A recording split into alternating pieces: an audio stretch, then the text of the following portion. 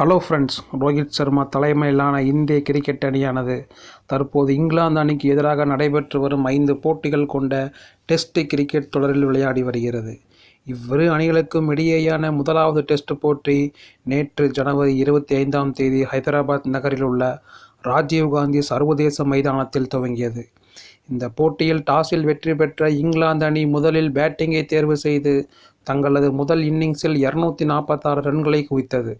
இங்கிலாந்து அணி சார்பாக அந்த அணியின் கேப்டன் பென் ஸ்டோக்ஸ் 70 ரன்களையும் பேஸ்டோ 37 ரன்களையும் அடித்தனர்.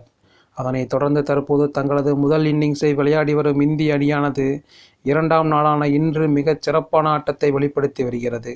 குறிப்பாக இரண்டாம் நாளின் 3வது செஷன் வரை இந்திய அணி 7 விக்கெட்டுகளை இழந்து 421 ரன்கள் குவித்த இங்கிலாந்து அணியை விட 175 ரன்கள் முன்னிலை பெற்று இன்னும் தொடர்ந்து விளையாடி வருகிறது.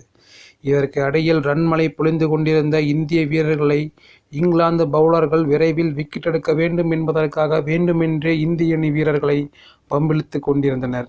இதை பார்த்து கொண்டிருந்த அம்பையரும் எதுவும் சொல்லாமல் அமைதியாக இருந்தார்.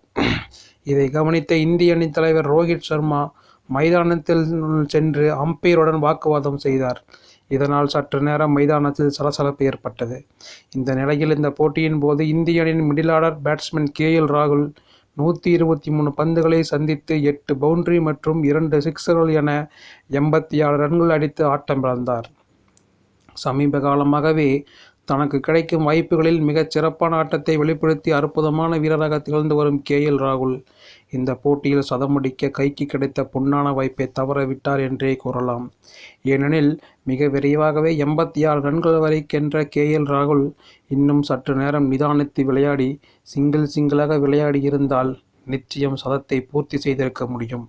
ஆனால் இங்கிலாந்து அணியின் சுழற்பந்து வீச்சாளரான ஹாட்லி வீசிய ஷார்ட் பிட்ச் பந்தை அடிக்க ஆசைப்பட்டு தூக்கி அடித்து ஆட்டமிழந்தார். டெஸ்ட் கிரிக்கெட்டில் விராட் கோலி, ரோஹித் சர்மா ஆகியோருக்கு அடுத்த அனுபவ வீரராக பார்க்கப்படும் ராகுல் இப்படி இங்கிலாந்து அணிக்கு எதிராக சதம் அடிக்க கிடைத்த வாய்ப்பை தவறவிட்டது ஏமாற்றத்தை அளித்தாலும் நிச்சயம் அடுத்து வரும் போட்டிகளில் அவர் அதை திருத்தி சதமடிப்பார் என்று நம்பலாம்.